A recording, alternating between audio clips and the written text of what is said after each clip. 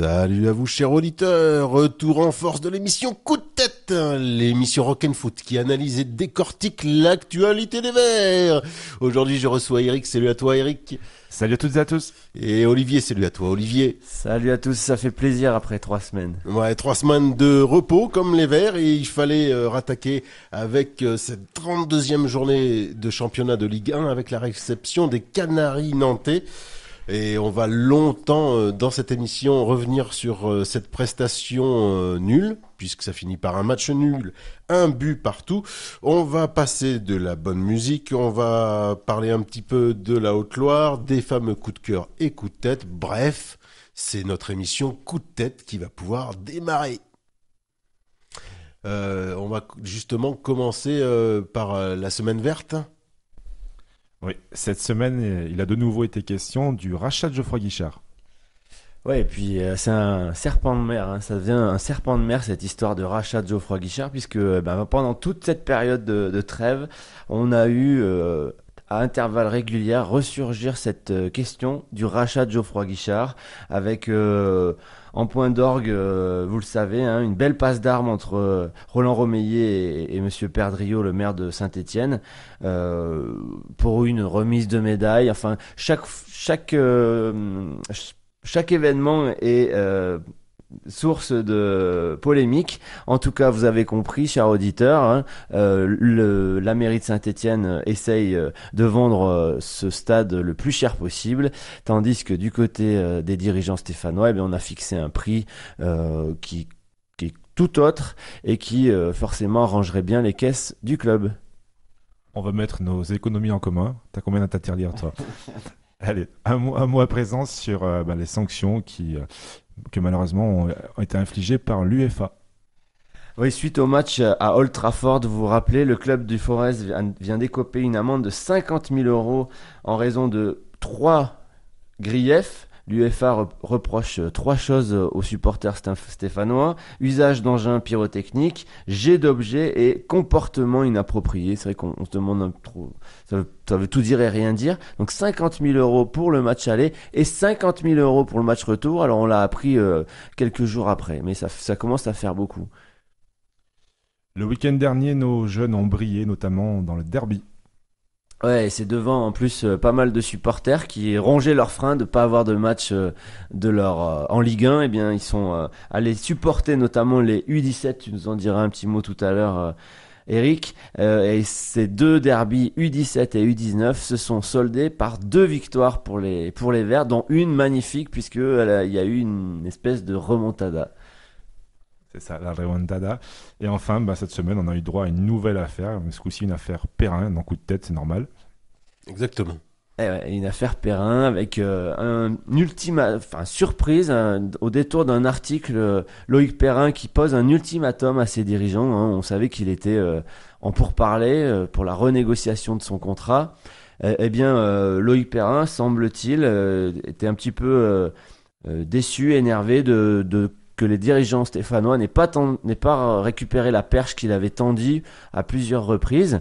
Et donc, il fixe un ultimatum. Heureusement, c'est vrai qu'avec en plus les matchs qu'il venait de faire, la série de matchs qu'il venait de faire, on voyait pas trop ce qui pourrait l'empêcher de poursuivre, et en tout cas les dirigeants stéphanois d'aller dans son sens. Donc c'est ce qui a été fait, hein. Perrin a finalement signé cette semaine un joli contrat jusqu'en 2020 avec une proposition aussi de reconversion un petit peu à la Dominique Rocheteau, on imagine ça comme ça. Tout à fait, un nouvel ange vert.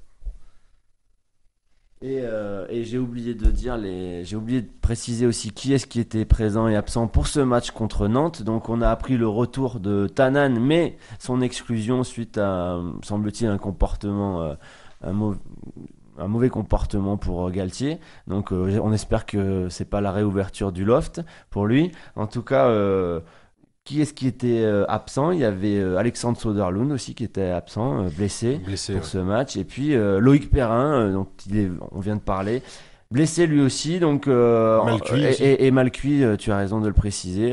3 joueurs assez importants quand même de début de saison, en tout cas. On rajoute Tanan. Donc absent face à Nantes, des Canaries qui arrivaient avec, depuis leur changement d'entraîneur, une très très belle série en cours. Bien, on va donc parler de cette rencontre de 32e journée. Saint-Étienne recevait à Geoffroy Guichard avec le beau soleil les Canaries qui vont plutôt bien dans cette année 2017, contrairement au début de saison. Et c'était pas simple déjà sur le papier, et on a vu que ça a été relativement compliqué face à des Canaries un peu plus dynamiques que nos soporifiques stéphanois. Et ça commence pourtant plutôt pas mal pour ce début de rencontre. Eric, tu vas Oui, donc détailler tout ça? pour ce classique du championnat qui a attiré à Geoffroy Guichard un peu plus de 30 000 spectateurs et comme tu l'as dit, qui s'est disputé sous un beau soleil, Christophe Galtier est resté fidèle à son 4-2-3-1 et a été contraint d'opérer 2 changements par rapport à son équipe type pour pallier, comme a dit tout à l'heure Olivier, aux blessures en particulier de Perrin et Malcuit. Donc devant Ruffier, la défense était composée de gauche à droite de Mbeng, Pogba, Théophile Catherine et Pierre Gabriel. Au milieu, Verretou et Selnaes. Sur les côtés, Amouma et Monet Paquet. Et enfin, CV en soutien de Beric. Ce sont les Canaries qui vont se mettre les premiers en évidence dès la 7e minute par Dubois, dont le tir enroulé du gauche passe tout près de la lucarne de Ruffier. Un avertissement sans frais pour les Verts, sanctionné dès la 2e occasion nantaise au quart d'heure de jeu. Nakoulma se joue côté droit d'une défense verte fébrile et trompe Ruffier d'une frappe croisée. 1-0 pour Nantes, ça ne pouvait pas plus mal démarrer pour les Verts qui vont peu à peu se montrer plus incisifs. À la 27e minute, notre numéro 27 justement, Robert Beric, suite à un bon centre de Pierre Gabriel, décroise sa tête, mais celle-ci termine sa course sur le poteau droit du gardien nantais. 2 minutes plus tard, c'est CV qui, sur coup franc, oblige le même portier à un arrêt réflexe. On en reste là pour cette première mi-temps. Les Verts sont menés à la pause et regagnent les vestiaires sous les sifflets nourris du chaudron. Contrairement à la première mi-temps, les Stéphanois impriment le rythme d'entrée en seconde période. Dès la 46e, Dupé s'interpose suite à une lourde frappe de CV. 10 minutes plus tard, suite à une passe en retrait approximative de Dubois, Amouma élimine le gardien nantais côté gauche et frappe à angle fermé sur le poteau. Dans la minute suivante, bel enchaînement de CV qui sert à nouveau Amouma, dont la frappe est captée par le gardien nantais. Les Verts maintiennent la pression. C'est ensuite au tour de Beric de voir sa tentative contrée par Dupé sur un centre tendu de Monet Paquet. Et enfin, l'ASS est récompensé de ses efforts à la 70e minute sur un bon centre de Mbeng. Benjamin Cornier, entré en jeu depuis un quart d'heure, saute plus haut que tout le monde au deuxième poteau et de la tête offre le but de l'égalisation pour les Verts. Tout un symbole, c'est un ex-banni que l'on doit à notre résurrection. En fin de match, les Canaries auraient pu obtenir un penalty suite à une faute de Théophile Catherine sur Nakoulma. Le score en reste à 1 partout. Les Stéphanois n'ont plus gagné à Geoffroy Guichard depuis 2 mois et restent 7e au classement à 3 points de Marseille, à qui ils rendent visite ce dimanche. Merci à Eric pour ce joli résumé. C'est bien, on va tout de suite passer un morceau de musique. J'ai choisi un groupe nantais que j'apprécie, c'est Mansfield Tia avec le titre Tes faiblesses.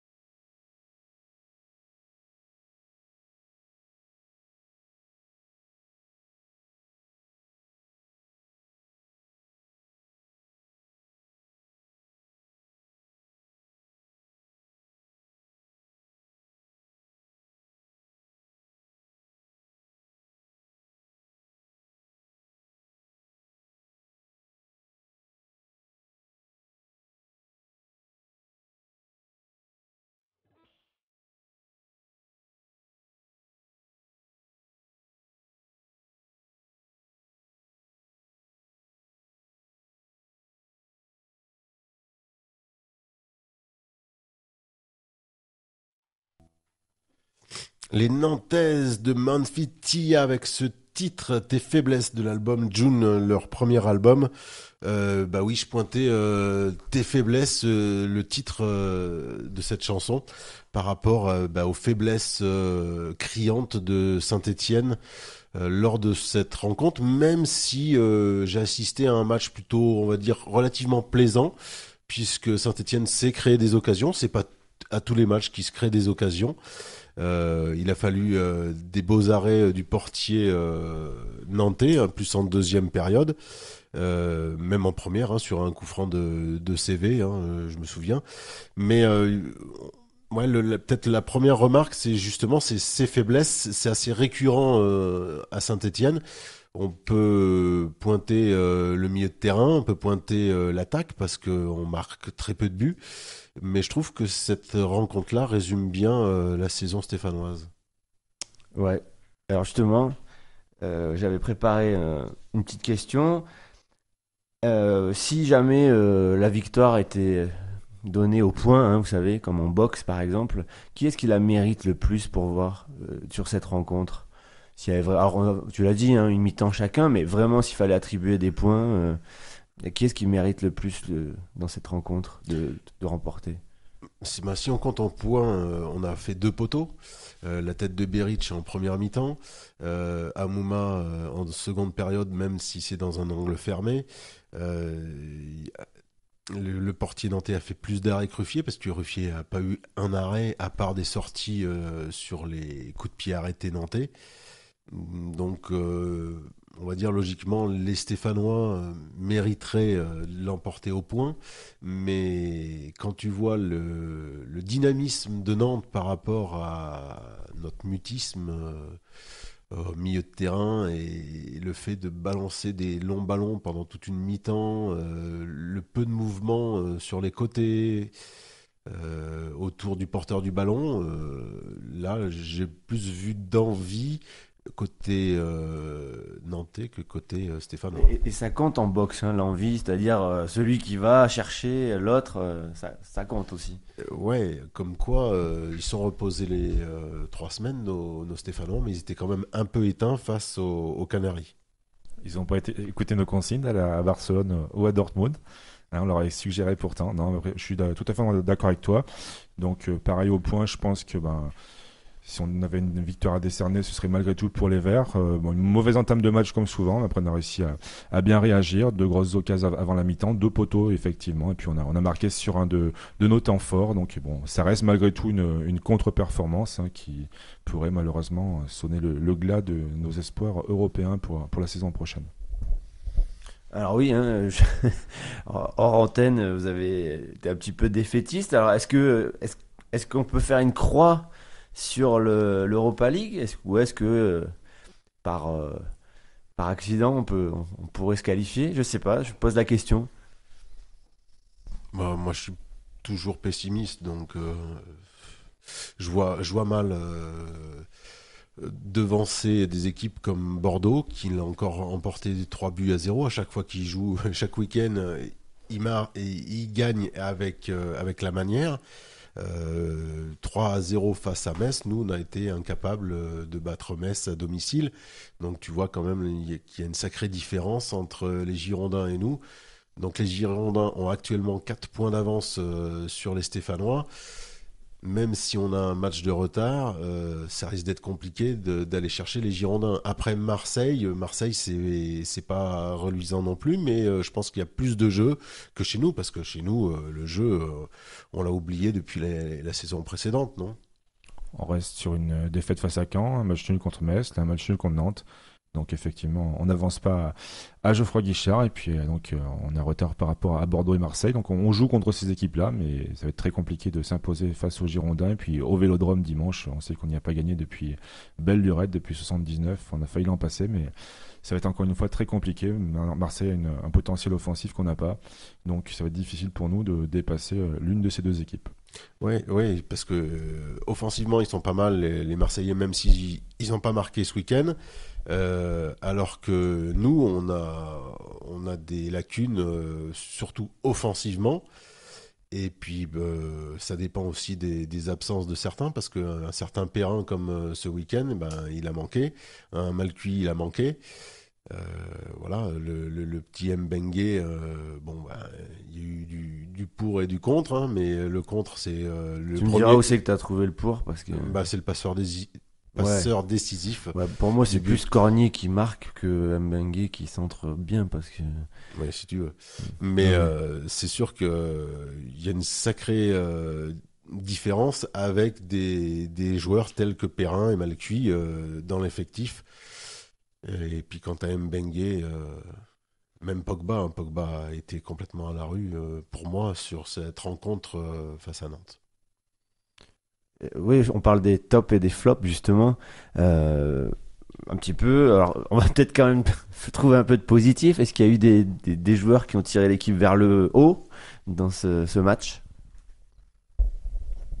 Moi j'ai bien aimé la première mi-temps du petit Gabriel. Moi aussi. Hein, comme les dernières rencontres hein, face à Dijon, il a été un des joueurs offensifs, hein, même s'il est sur le côté. Et ouais, CV a pas été si mal que ça. C'est vraiment une fois il joue, une fois il joue pas.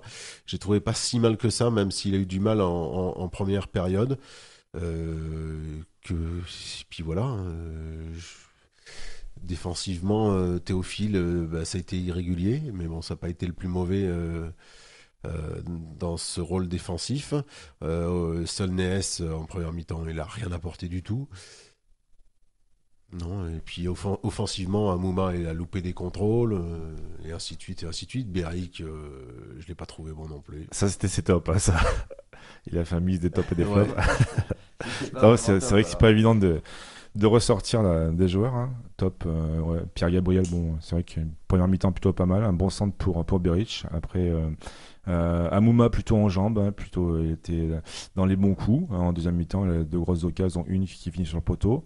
Bon, belle rentrée de Cornet hein, qui marque le but d'égalisation. Donc, et après, ouais, qui d'autre ressortir du lot Verretou, comme d'habitude, pour son activité au milieu, il est jamais mauvais.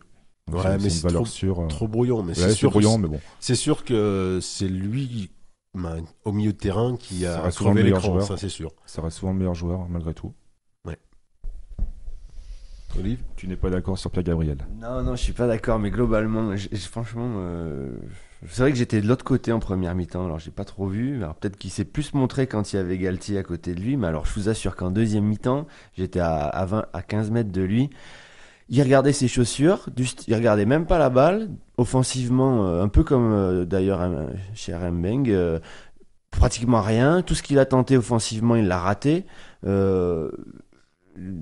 Et puis franchement, à la fin, où il aurait fallu donner un petit coup d'accélérateur, son attitude, c'était, je la résume, pourvu que Ruffier ne me voit pas et qu'il ne me donne pas la balle. C'était ça, je vous assure. Et il a marché pendant une demi-heure. La dernière demi-heure du match, il a marché, notre ami. Alors, il est en équipe de France. Le seule chose que je lui accorde, c'est qu'il est jeune. Il est en équipe de France? Ouais, jeune, ouais. Il est sélectionné en chez équipe les de jeunes. France jeune. Oui, oui. Mais c'est le seul, la seule prime que je lui accorde, c'est qu'il est jeune et qu'il peut peut-être tactiquement progresser. Mais sinon, voilà, qu'il arrête de faire un peu de muscu, parce que depuis qu'il joue à Saint-Etienne, en un an, il a dû prendre 20 cm de large, mais il a certainement perdu en vitesse. Et franchement, pour moi, il est dans le rang des autres arrières latéraux qu'on a au club et qui apportent aucune plus-value offensivement. Aucune. Moi, je te trouve sévère. Je te trouve sévère parce que en deuxième période, il pousse trop son ballon, il est trop personnel, mais au moins il a la vitesse et il a la technique pour effacer un joueur, ce que n'a pas le jeune Jorginho lorsqu'il est rentré. À part simplement deux centres lorsqu'il a été décalé, mais Jorginho a été plus qu'inquiétant. Puis au niveau des flops également, Selnaes et puis Monet Paquet qu'on a peu vu quand même lors de cette rencontre. Donc c'est les deux joueurs qui ont été changés. Puis un bon changement de Galtier a fait rentrer Corny à la place de Selnaes et non pas à la place de CV. Exact. Une fois, effectivement, a été plutôt en vue sur cette rencontre. On l'a vu meilleur que lors des précédents matchs, donc c'était plutôt pas mal, quoi. Avec sa spéciale, je suis sûr que vous avez apprécié sa spéciale qu'il a fait 2 fois là. Passement de jambes. Passement de jambes, c'était joli ça. Belle combinaison, bon enchaînement. Mais il y a quand même un sérieux souci de transmission entre les lignes, entre le milieu de terrain et l'attaque, et c'est criant à chaque fois.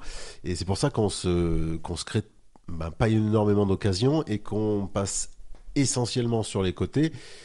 On a une trentaine de centres pour un match de 90 minutes, presque à chaque match, hein, quel que soit l'adversaire. Ça a été le cas encore face aux Nantais. Et c'est bien beau de centrer, hein. Moi je suis tout à fait d'accord. Je vais dire peut-être le plus beau, c'est le centre en retrait de Monet Paquet en début de rencontre, hein. Avec un décalage. Là, j'applaudis des deux mains. Par contre, les autres, il y a pas mal de centres, mais bon, Beric, il est pas bien placé, à part une seule fois en première mi-temps où il fait sa tête décroisée. Mais sinon, il y a personne au 6 mètres, il y a personne au 20 mètres. Et ça passe souvent au second poteau, voire au troisième poteau. Donc, moi, je serais Galtier, j'essaierais de trouver des solutions pour passer de temps en temps par le milieu, travailler ce liant entre le milieu et les avants, non? Beric est bien battu quand même sur ce match, hein. Il était au mastic. Bon, il était malchanceux sur la tête Ouais, du poteau, mais après, bon, il est lent, ouais, quoi. par rapport aux autres matchs, je trouve que c'est plutôt pas mal d'emmener sur le front d'attaque, malgré tout. Ouais, mais il a rarement passé son stopper, quoi. C'est ça, je trouve ça un peu inquiétant. Quand t'es numéro 9 en Ligue 1, tu vois, Brandao, il jouait des coudes, mais il prenait le devant face à son interlocuteur. Notre cher Beric, il le prend rarement. Il regarde même de la tête, il se déplace même plus, hein. Il y va pas, hein. Donc moi je trouve ça plutôt inquiétant, même si je sais que c'est un bon numéro 9, mais s'il lui faut des centres, il lui faut des centres, mais que ça se passe dans la surface de réparation et qu'il soit à proximité, les centres, hein. C'est pas des grands ballons, hein. C'est vrai ce que vous dites tous les deux, parce que si on regarde le but de Nantes, il est construit, ça part de derrière, il y a de la vitesse. Et si on essaye de trouver un but stéphanois un petit peu du même acabit, je vous assure, j'ai essayé de réfléchir un petit peu, j'ai même regardé. Il faut remonter assez loin pour voir un but qui est construit un peu de la même manière, où il y a 3-4 joueurs qui ont la même bonne intuition ensemble, et qui se concrétise par un but. Et on va affronter quand même des équipes qui jouent l'Europe, quel que soit le niveau d'Europe, quelle que soit la coupe. Ouais. Des rencontres comme Marseille la semaine prochaine, Bordeaux en fin de championnat, des Monaco et puis des Paris.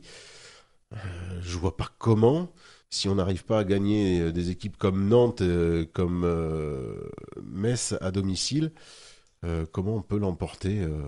Alors après, ce qu'on disait tout à l'heure, il peut y avoir les blessés aussi.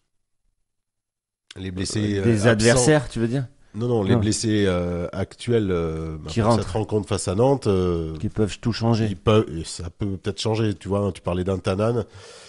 C'est vrai que Tanan offensivement, même s'il est brouillon, il apporte quand même quelque chose devant, quoi. S'il sort du loft.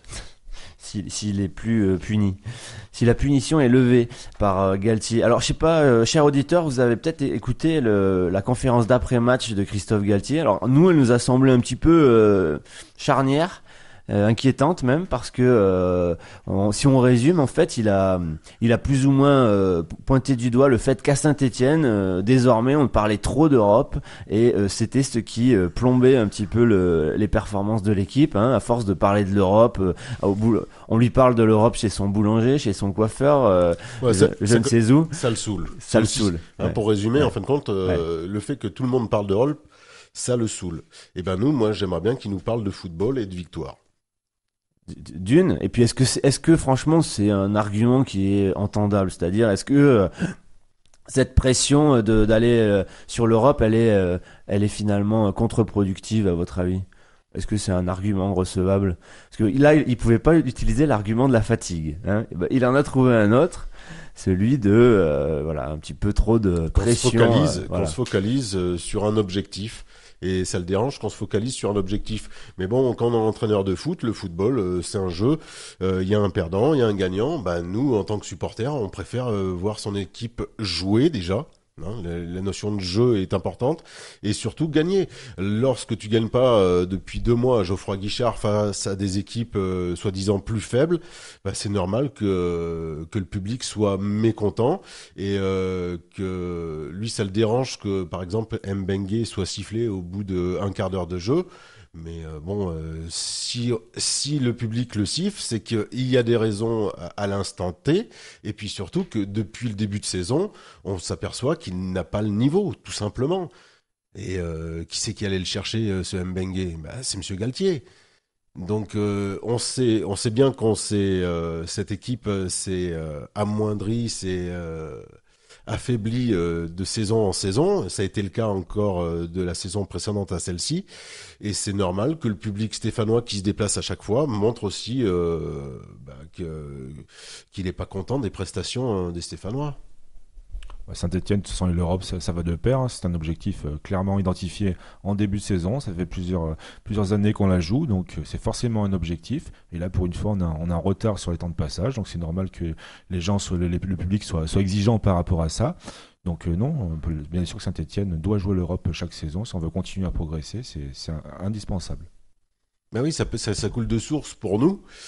Mais ouais, là, il voit que Saint-Etienne a du mal, mais bon, il le voit, mais il a mis du temps, quoi. Nous, on le dit depuis le début de saison que c'est pas une équipe taillée pour gagner déjà la Coupe d'Europe. Hein. Bon, ça, on a bien vite compris, mais surtout qu'elle s'est affaiblie d'année en année. Et puis oui, à Saint-Etienne, le fait qu'on soit exigeant avec ses joueurs, c'est quand même la moindre des choses.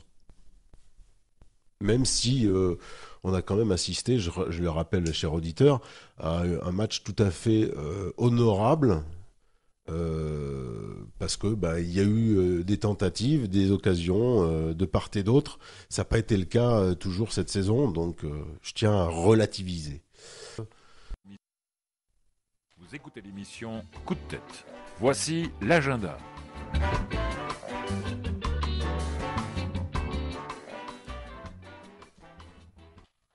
L'agenda, Eric, Olivier? Déplacement périlleux au stade Vélodrome, donc Marseille qui nous devance au classement de 3 points, les Olympiens qui n'ont plus gagné depuis un mois, ils restent sur 3 matchs nuls face à Lille, Dijon et Toulouse. On sait également qu'il y a une véritable malédiction qui nous concerne puisqu'on n'a pas gagné depuis 1979, l'an passé, rappelez-vous, on a bien failli l'emporter.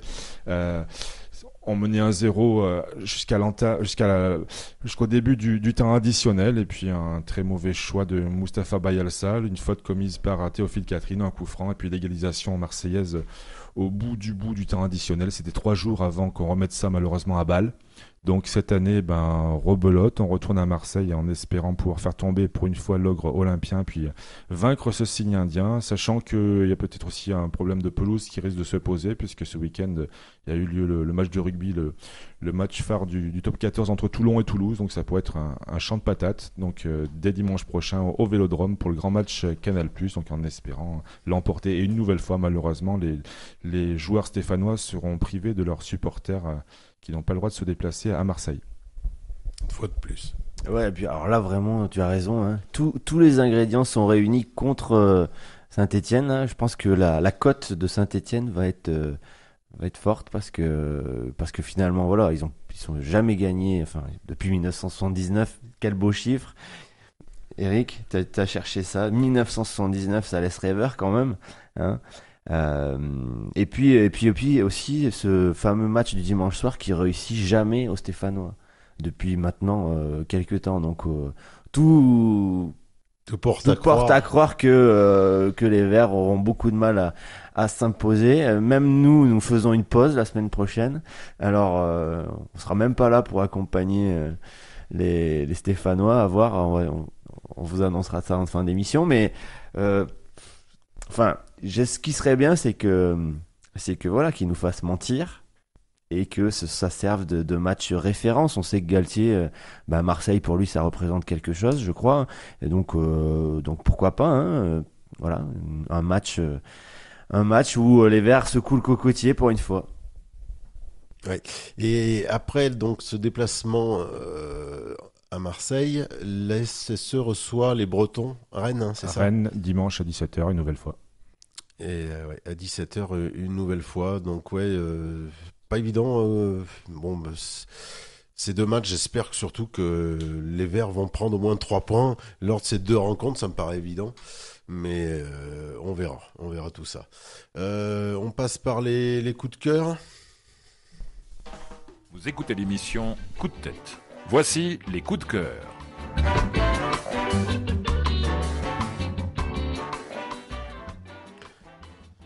Allez, vous pouvez vous étendre là. Ça va alors. Pas mal de coups de cœur. Donc, coup de cœur, déjà, la quasi-certitude désormais de voir Loïc Perrin vert à vie, puisque, comme a dit tout à l'heure Olivier, il a re-signé un bail avec son club formateur et son club de cœur. Coup de cœur, tu en as parlé également tout à l'heure pour la double victoire dans le derby la semaine dernière chez les jeunes, les U17 qui se sont imposés 3-2 à l'Etra devant un bon millier de supporters, hein, c'était à signaler. Et puis les U19, eux, qui l'ont emporté à l'extérieur en infériorité numérique. Donc bravo à tous les deux. Coup de cœur pour la déculottée lyonnaise ce week-end face au relégable Lorient, ça fait toujours plaisir. Coup de cœur pour le but inscrit ce dimanche par Benjamin Cornier, donc qui était placardisé une bonne partie de la saison, on ne sait pourquoi, et qui ne s'est jamais plaint de son sort, a toujours travaillé sérieusement. Il a été joué en CFA2 quand il était convoqué, donc il a fait son grand retour en équipe première, et puis il fait souvent des entrées en jeu plutôt intéressantes. Et pour terminer, un coup de cœur, j'en avais parlé en début d'année, lors du déplacement à Mayence, je ne sais pas si vous vous souvenez de ce supporter allemand prénommé Mathias, donc, qui nous avait rejoint dans le COP en Allemagne et qui rêvait de venir assister à un match à Geoffroy Guichard. Et bien, son rêve a été exaucé ce week-end. Donc, la solidarité stéphanoise n'est pas un vain mot. Donc, on a fait ce qu'il fallait pour l'inviter. Donc, il a assisté pour la première fois de sa vie. Il n'a pas assisté à une victoire des Verts, mais il a pu voir jouer l'ASS à Geoffroy Guichard ce week-end et sera de retour dès le lendemain en Allemagne. Donc, voilà, c'était à signaler. On s'était engagé à le faire. Donc, chacun a apporté un petit peu sa pierre à l'édifice pour permettre à ce fidèle supporter d'exaucer son rêve. Mais c'est très bien. C'est très bien, oui, effectivement, on en avait parlé à l'époque. Et il y avait une banderole d'ailleurs, non? Pour souligner ça. Max présent, c'était ça, non? Non, Pardon. non, ça n'a rien à voir. C'est vrai. Vous êtes sûr? Non, Certain. je plaisante. Alors, mon coup de cœur, c'est l'application envers et contre tous.fr qui sort sur Android, Marco. Tu vas pouvoir... non. Vous savez, l'application... Déjà qu'on n'a pas WhatsApp, tout. L'application, elle était sur l'Apple Store et elle est désormais sur Android, c'est-à-dire sur tous les portables Google ou qui ne sont pas des portables Apple iPhone. Voilà. Donc c'est possible de pouvoir la télécharger. Ça, c'est une bonne nouvelle. Bah oui, c'est une bonne nouvelle. Vous pouvez écouter Coup de tête. Je rappelle qu'Envers et contre tous, il diffuse le podcast de votre émission préférée. Donc on l'a dans la poche, quoi. Oui, tout à fait, oui, dans la poche. Et puis l'autre coup de cœur, c'est l'actionnariat, vous savez, des socios. On nous a dit que c'était en pourparlers à Saint-Étienne. Il se trouve que, alors, on a trouvé plein d'arguments bons ou mauvais pour ne pas le faire. Il se trouve que le club breton l'a fait. Et puis, on a appris. Guingamp. Le club breton de Guingamp, pardon. Ouais, parce qu'il y en a des clubs bretons. Hein. Ils l'ont fait et ça a plutôt bien marché puisque en quelques jours, je rappelle que la contribution financière est de 40 €. Il y a 10 000 adhérents à 40 € qui se sont inscrits, bien plus que la population de Guingamp. Ça donne quand même une somme rondelette de 400 000 €, et ces supporters donc qui sont regroupés seront le plus gros actionnaire du club, hors sponsor bien sûr, à Guingamp. Ils vont pouvoir acheter définitivement Jimmy Briand. Ouais, non, mais oui. Ça part du principe sociaux dont on a parlé déjà il y a 3 ans de ça et qui met vraiment du temps à Saint-Étienne et on se demande pourquoi. Moi, j'ai beaucoup aimé ces derniers temps le Roustan, le journaliste de l'équipe télé avec sa rubrique hebdomadaire sur le net, et il faut absolument voir celle concernant la vidéo qui fait suite au match amical entre l'Espagne et la France. Et ça dure à peu près 1 heure, son émission. C'est magnifique, ça me réconcilie avec le football quand on voit un monsieur football. Hein, c'est vraiment... et puis il fait ça avec ses tripes, il est tout à fait humain, ce journaliste. Et vraiment, c'est un pur régal pendant 1 heure d'écouter ce Roustan et revenir sur la vidéo, avec les dangers de la vidéo. C'est très bien analysé. En tout cas, pour moi, je trouve ça très bien. Et son argument le plus, si on a un peu de On a temps, le temps, on a le temps, c'est vas-y. juste que voilà, il dit que ce qui fait la magie du foot, c'est que c'est un sport simple. Le plus simple du monde, quoi. Il y a 3 poteaux, 11 contre 11 et tu dois mettre dedans. Bon. Mm. Et en fait, là, il prouve que la vidéo va complètement finalement casser ce côté magique simple de ce sport. Ouais, et puis il trouve toujours les bons arguments avec des exemples précis de match à match. Alors il va très vite, hein, mais avec par exemple sur Schumacher, enfin, il navigue de 82 à un match qui a eu lieu la semaine précédente. C'est pas évident toujours de le suivre, mais c'est très pertinent de sa part. J'ai bien aimé aussi Alessandrini qui est parti du côté des États-Unis et avec les LA Galaxy. En 5 matchs, il a déjà marqué 3 buts et il est 2 fois passeur décisif. Donc comme quoi, cet Alessandrini, moi j'aurais toujours voulu qu'il endosse le maillot vert. Hein. J'avais dit ça il y a 3 ans de ça.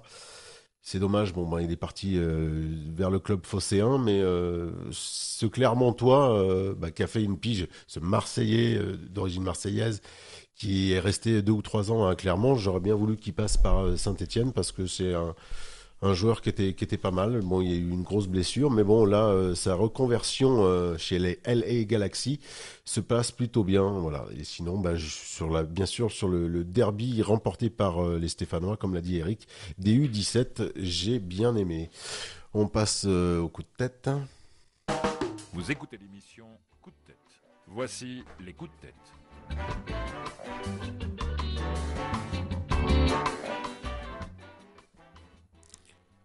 Allez, coup de tête, messieurs. De mon côté, c'est simple, hein, c'est Christophe Galtier, alors que franchement, je l'ai toujours défendu. C'est vrai que voir cette conférence de presse où il paraît un tout petit peu désabusé et voire même lassé, ça laisse un peu pantois. Et puis je dirais aussi son manque d'imagination. Là, ça faisait 3 semaines, il avait eu 3 semaines pour avoir pratiquement son groupe sous la main, et on se repart avec le même dispositif tactique, pratiquement les mêmes joueurs au même poste, donc manque d'imagination côté Galtier, quoi. Tu voulais Rufy avant-centre, c'est ça? Pareil, voilà, sur tous les coups francs, par exemple. Quand il est monté, ça a marché contre Metz. Ouais. Alors, coup de tête pour l'affaire Perrin, donc, qui a fait couler pas mal d'encre cette semaine. Une affaire qui n'aurait jamais dû voir le jour si le club avait traité son capitaine et joueur emblématique avec les égards dus à son rang. Coup de tête pour la énième blessure d'Alexander Soderlund, colosse au pied d'argile. Décidément, ça n'arrête pas avec ce joueur. Coup de tête, Olivier en a parlé en début d'émission sur l'amende disproportionnée infligée par l'UEFA suite à la double confrontation face à Manchester. Ça avait été une magnifique fête dans les tribunes et puis au final on se retrouve avec 100 000 € d'amende à payer. Coup de tête contre les incidents survenus ce week-end en CFA2 à Cournon. Donc des jets de bouteilles et puis l'envahissement de la pelouse par les pseudo-supporters locaux, conduisant à l'interruption définitive de la rencontre alors que le score était de 2 buts partout. Donc les Stéphanois devraient finalement l'emporter sur tapis vert. Mais bon, nous, c'est pas comme ça qu'on aime gagner les matchs. Hein. Ce qui s'est passé à Cournon, c'est un bien triste spectacle et une bien mauvaise image pour notre football. Et puis enfin, comme j'ai dit tout à l'heure, coup de tête pour le prochain déplacement des supporters. Le prochain match au Vélodrome qui se fera sans les supporters stéphanois. Donc ça fait 2 ou 3 ans de suite qu'on n'a pas le droit de se déplacer. J'y serai, mais je devrais malheureusement une nouvelle fois dissimuler mes vertes couleurs. Et un élément supplémentaire qui porte à croire que les Verts vont s'incliner à Marseille sans leurs supporters en plus. Ouais. Ouais, c'est bien dommage, mais Mais Eric sera là. comme, oui, comme toujours. Mais comme les Nantais, hein, les supporters nantais ne se sont pas déplacés, hein, ils étaient simplement une dizaine ce week-end à encourager leur équipe. C'est toujours assez triste de voir ces stades se vider côté parquage visiteur. J'ai pas aimé donc les sanctions effectivement de l'UEFA qui sont disproportionnées effectivement. Et tout à l'heure, tu avais parlé de ça, mais du déplacement à Old Trafford. Mais il faut savoir aussi que pour le match retour à Geoffroy Guichard, ils ont été sanctionnés. J'ai pas aimé moi le coup du masque d'Aubameyang. J'aime beaucoup son geste et comme quoi lui, il est vraiment dans le jeu et il s'amuse. Et que les hautes instances, donc le club, les sponsors, sont tombés dessus. Tout ça parce que c'est pas la même marque. Je trouve ça, ben voilà, la bêtise humaine, la bêtise du foot moderne. Voilà, elle est illustrée là. Le gars, il s'amuse, il avait envie de mettre un masque. Voilà, bon, bah, le masque, il est d'une autre marque. Et ben, ils lui sont tombés dessus méchamment. Et puis que ce soit des supporters, que ce soit n'importe qui. Non, et puis lui, il l'a dit. Il dit voilà, moi, je suis là pour m'éclater, pour régaler. Et puis voilà, basta quoi. Et je trouve ça vraiment dommage et ça donne une mauvaise image du football moderne. Donc je l'ai choisi pour vous. C'est mon sentiment. L'Europe est déjà perdue pour cette équipe stéphanoise avec le peu de points engrangés à domicile face à des équipes moindres. Ça sera en fin de compte le résumé de cette émission pour cette analyse du match de la 32e journée. Donc on se retrouve soit la semaine prochaine pour décortiquer le match entre Marseille et Saint-Étienne, sinon dans 2 semaines. On se retrouve tous cette fois pour décortiquer le match face aux Bretons rennais. Voilà, on croise les doigts pour au moins avoir déjà un bon résultat à Marseille. Galtier et certains joueurs ont dit qu'ils allaient tout faire pour pouvoir l'emporter. Bon, j'en doute, mais à voir dès dimanche prochain. Et puis surtout engranger les 3 points face aux Bretons, ça me paraît la moindre des choses. En tout cas, on sera là pour analyser ces rencontres. À bientôt et allez les Verts. Bonne semaine, allez les Verts. Bye bye tout le monde, allez les Verts.